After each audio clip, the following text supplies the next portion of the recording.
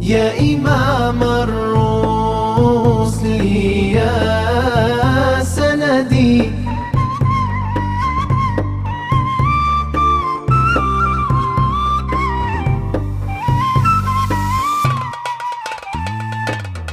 يا إمام الرسل يا سندي الله الله أنت بعد الله معتمدي فبدنياي وبآخرتي الله الله يا رسول الله خذ بيدي ما رأت عين وليست. Bismillahirrahmanirrahim. Assalamualaikum warahmatullahi wabarakatuh. Innal hamdalillah nahmaduhu wa nasta'inuhu wa nastaghfiruh wa na'udzu billahi min syururi anfusina wa min sayyiati a'malina. May yahdihillahu fala mudhillalah wa may yudlil fala hadiyalah. Asyhadu an la ilaha illallah wahdahu la syarikalah wa asyhadu anna Muhammadan abduhu wa rasuluh alladzi la nabiyya ba'dah. Qala Allah ta'ala fil Qur'anil Karim. A'udzu billahi minasyaitonir rajim. Bismillahirrahmanirrahim. Laqad kana lisaba'in fi maskanihim ayah. Jannatani ayyamini washimal. Kulu mir rizqi rabbikum washkurulah. Baldatun thayyibatun wa rabbun ghafur. Fa'aradu fa'arsalna alaihim sailal arim wa baddalnahum bi jannataini dzawaatai ukulin khamtin wa aslin wa syai'im min sidrin qalil. Dzalika jazainahum bima kafaru wa hal yujazi illal kafur. Shadaqallahul azim. Ihwatul iman dimanapun berada, alhamdulillah wa syukrillah, pada kesempatan yang berbahagia kali ini saya bisa kembali hadir untuk menyampaikan lagi sedikit pelajaran yang bisa kita ambil faidah-faidahnya dari surah Saba. Barusan saya telah membacakan surah Saba ayat ke 15, 16 dan 17 ya. Dan inilah inti yang terdapat di dalam surah Saba itu sendiri. Berbicara tentang Saba, kita bisa melihat dari sebuah hadis yang mana ada seorang yang bertanya kepada Rasulullah Shallallahu Alaihi Wasallam. Seorang laki-laki ini bertanya, "Ya Rasulullah, ma huwa Saba?" Ya Rasulullah, apa itu Saba? Zakarun imra'atun amul ardun. Saba itu apakah nama seorang laki-laki, nama perempuan, atau nama tempat? Faqala Rasulullah sallallahu alaihi wasallam, lalu Rasulullah sallallahu alaihi wasallam menjawab, huwar rajulu. Saba itu adalah nama seorang laki-laki. Dia mempunyai 10 orang putra, 6 orang tinggal di Yaman dan 4 orangnya tinggal di Syam. Sehingga dari hadis ini kita bisa mengambil kesimpulan bahwa Saba itu adalah nama manusia, yaitu nama seorang laki-laki, dan memiliki 10 orang putra. ya.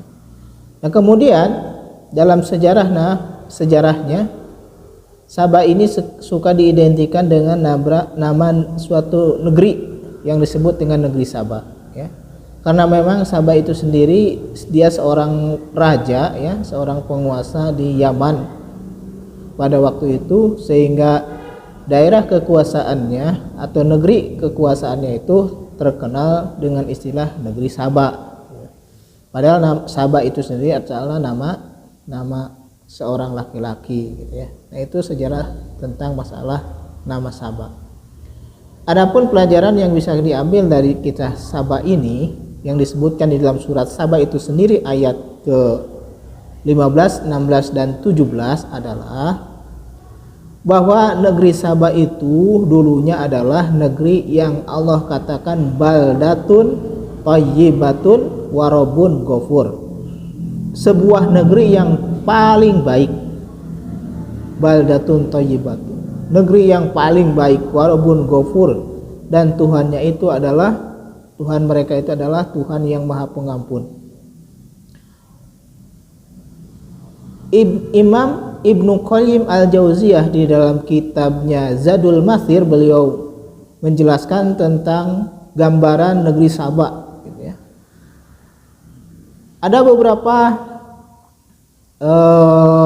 keterangan di dalam kitab itu bahwasanya kenapa negeri Saba ini disebut baldatun thayyibatun warabun ghafur, negeri yang paling baik dan Tuhannya yang Maha Pengampun. Karena memang negeri Saba itu sebagaimana tadi juga dijelaskan di dalam ayatnya, laqad kana li sabain fi maskanihim ayah, sungguh terdapat tanda kekuasaan Allah di tempat tinggal mereka, yaitu negeri Saba. Jannatani ayyamini wasyimal, bahkan Allah menggambarkan bahwa negeri Saba itu seperti dua surga di kanan dan di kirinya.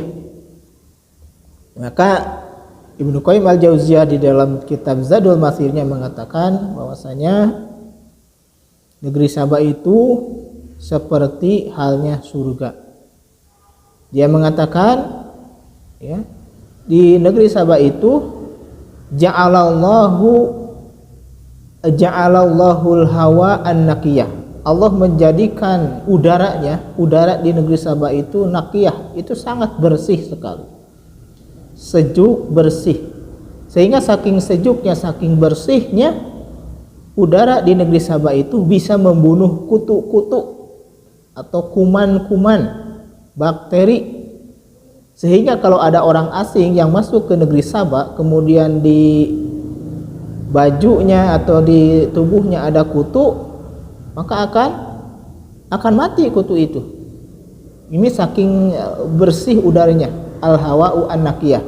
Jadi saking bersih udaranya sehingga bisa membunuh kuman-kuman, bakteri, virus-virus, begitu ya. Yang kedua juga Allah menjadikan negeri Saba itu bukan hanya udaranya yang bersih, yang sejuk gitu, tetapi menjadikan juga negeri Saba adalah negeri yang paling aman. Aman, tidak ada negeri yang paling aman pada waktu itu kecuali negeri Saba. Sehingga kalau ada seorang perempuan pun yang melakukan perjalanan bepergian, misalnya dari Yaman ke Syam sendirian, itu akan aman. Ya, itu akan aman, tidak ada kejahatan, gitu ya. Kenapa bisa terjadi? Karena Allah menjadikan penduduk Saba itu semuanya itu kaya raya, subur makmur. Jadi sehingga kecil kemungkinan terjadinya kriminalitas seperti pencurian, pembegalan dan sebagainya, karena penduduknya ya sudah makmur gitu loh, sudah kaya gitu. Mau apa lagi? Mau apa lagi? Mereka itu sudah diberikan kekayaan oleh Allah Subhanahu wa taala. Kekayaannya dari mana asalnya? Yaitu dari jannatan, dari ada dua kebun di negeri Saba itu yang mana sifatnya itu seperti surga, gitu ya. Yang mana kalau para petaninya itu mau memanen buah-buahan misalnya yang ada di kebun itu, maka tidak usah harus memetik gitu ya. Mereka itu cukup meletakkan ya keranjang buah itu di atas kepala, kemudian mereka masuk ke dalamnya, kemudian keluar dari kebun itu sudah penuh itu keranjang buah itu dengan buah-buahan, nggak usah metik-metik gitu ya. Ini adalah salah satu kelebihan yang Allah berikan kepada kaum negeri Saba itu ya. Kemudian dia menjadikan kebunnya itu tidak ada binatang-binatang yang berbahaya gitu ya, binatang-binatang yang menjijikkan gitu ya, tidak ada nyamuk, tidak ada kecoa, tidak ada cacing gitu. Kemudian juga tidak ada binatang ular yang berbahaya gitu ya, dan binatang yang lainnya, sehingga kalaupun masuk ke kebun itu maka tidak ada yang namanya misalnya gatal-gatal kena ulat atau digigit nyamuk kayak begitu, atau dipatuk ulat, itu nggak ada. Yang namanya kebun di negeri Saba itu makanya disebut baldatun thayyibatun warabun ghafur. Bahkan sifatnya itu seperti surga gitu. Nah itu dulu ketika Allah belum meluluh lantahkan negeri Saba, tetapi karena mereka penduduknya ingkar kepada Allah, mereka sudah diberikan kenikmatan, bukannya bersyukur kepada Allah, malah mereka berbuat kufur, musyrik ya, tidak berterima kasih.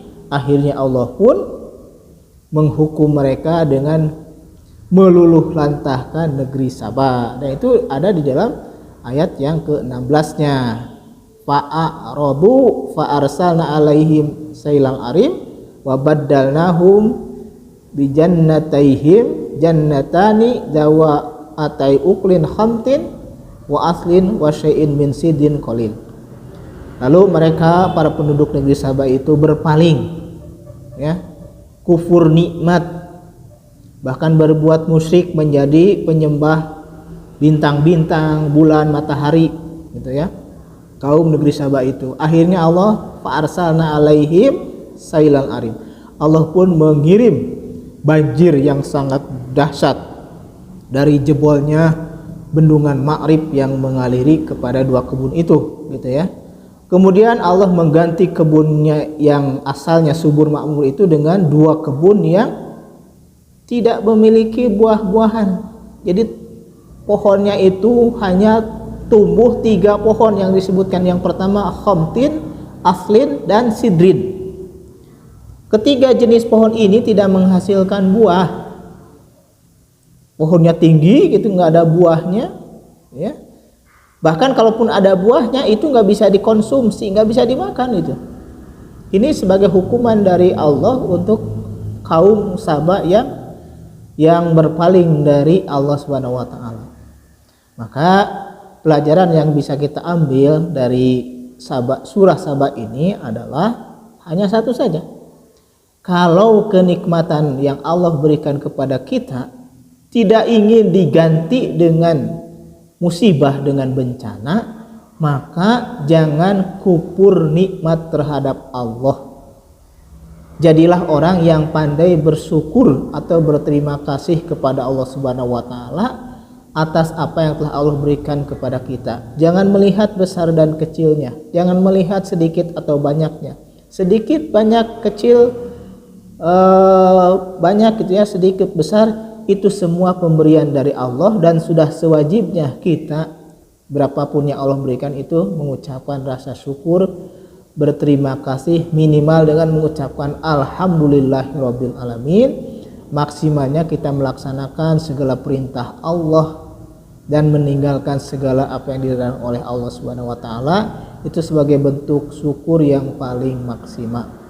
Berapapun Allah memberi kepada kita rizki, maka kita harus terima, harus kita syukuri dengan sebaik-baiknya. Kalau tidak ingin kenikmatan itu, Allah ganti dengan musibah, sebagaimana halnya Allah telah mengganti kenikmatan kepada kaum negeri Saba yang asalnya negerinya itu baldatun thayyibatun warabun ghafur, negeri yang paling baik, yang memiliki Tuhan yang Maha Pengampun, tetapi oleh Allah diluluhlantahkan gara-gara penduduknya kufur nikmat, tidak berterima kasih, malah mereka berbuat syirik, menyembah kepada bintang-bintang, matahari, dan bulan. Mungkin itu yang bisa kita ambil pelajaran dari hikmah sejarah dari negeri kaum Saba yang termuat di dalam surat Saba ayat 15, 16, dan 17. Mudah-mudahan ada manfaatnya apa yang telah saya sampaikan. Billahi fi sabilil haq. Assalamualaikum warahmatullahi wabarakatuh. يا إمام الرسل يا